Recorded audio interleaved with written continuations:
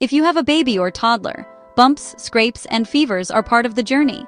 A well-stocked first aid kit can make those moments a lot less stressful. Here are the over-the-counter essentials every parent should keep at home. Digital thermometer, for quick, accurate fever checks. Infant and children's acetaminophen or ibuprofen, always dosed by age and weight.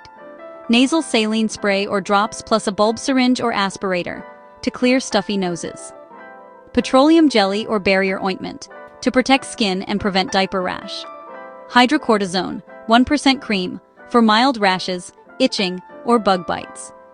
Antibiotic ointment, to prevent infection in small cuts or scrapes. Alcohol-free antiseptic wipes or sprays, gentle on skin while cleaning minor wounds. Antihistamine, like diphenhydramine or cetirizine, for allergic reactions. Ask your pediatrician before using in young children.